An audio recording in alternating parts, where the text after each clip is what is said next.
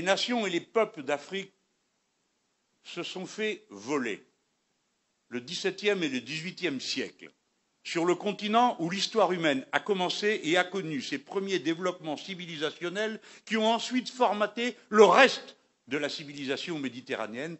Je pense à l'Égypte antique. Vous vous êtes fait voler le XVIe, le XVIIe siècle et une partie du XVIIIe par l'esclavage. Puis le XXe par la colonisation. Je ne donne pas de leçons, je fais juste la remarque. Les médias actuels ne portent leur attention sur l'Afrique que pour donner des mauvaises nouvelles. Souvent, l'Afrique, c'est le continent oublié. Il est oublié dans les négociations de l'Organisation mondiale du commerce. Il est oublié lors des grandes alliances stratégiques. Lorsque les puissants de la Terre se réunissent, très très souvent, on ne parle de l'Afrique que pour couvrir ses dettes ou pour venir à son aide. Vous savez, souvent, quand on pense à l'Égypte, on ne pense pas à l'Égypte comme un pays noir, n'est-ce pas? Hein, on a eu même, quand on est dans les années 50, 60, les péplums sur l'Égypte. Comment elle est, Cléopâtre? C'est Elizabeth Taylor, elle est toute blanche, mais la réalité c'est complètement différent. Toutes les recherches historiques ont montré qu'à l'époque de Moïse, ont montré qu'à l'époque biblique, l'Afrique était un pays noir. Et d'ailleurs, il suffit de regarder les hiéroglyphes aujourd'hui pour voir toutes ces femmes égyptiennes avec les cheveux tressés qui ressemblent à s'y méprendre aux Peuls du Sénégal. Des recherches ont montré que les Peuls du Sénégal, pour ceux qui les connaissent, sont parmi les descendants les plus directs des Égyptiens. Les travaux, entre autres, du professeur Cheranta Diop et d'autres ont montré que l'Égypte était un pays noir, que l'Éthiopie était un pays noir et que la Libye était un pays noir.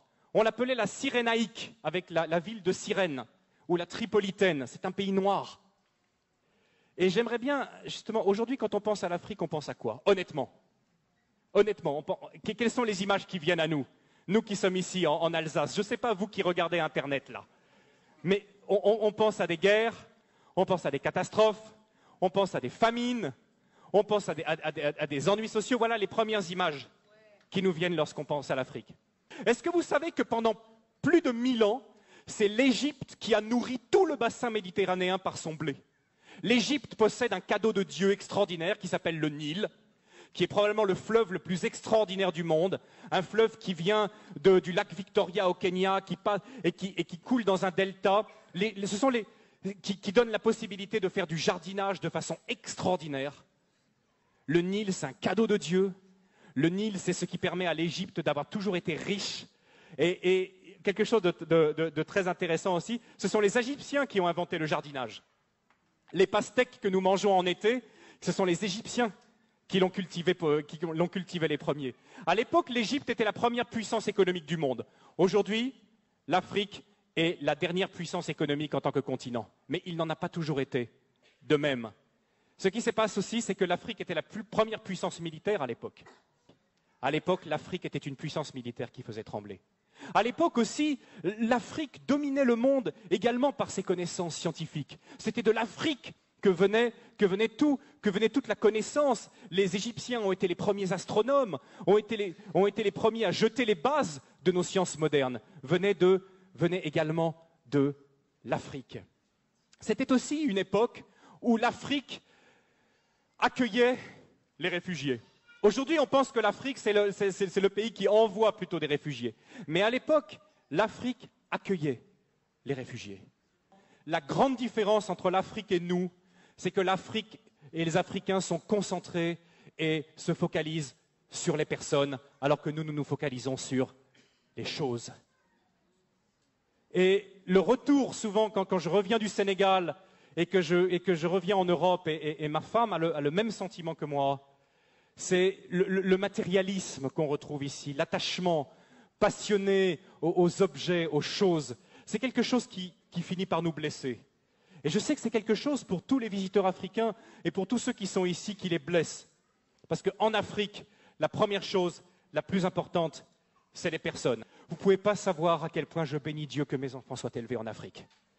Je bénis Dieu. Vous savez, lors de notre premier retour, après 3 ans passés en Afrique, notre premier retour, on avait une petite fille, notre deuxième, Loïs. Je crois qu'elle avait 2 ans.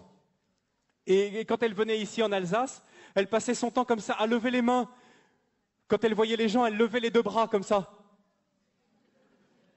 Parce qu'elle savait qu'en Afrique, elle avait expérimenté que quand un enfant tend ses bras, qu'est-ce qui se passe? N'importe qui soit de la famille ou pas, va prendre l'enfant dans les bras, dire une parole gentille, le consoler. Et elle était là en Europe, elle tendait ses bras comme ça, mais c'est pas la même chose ici.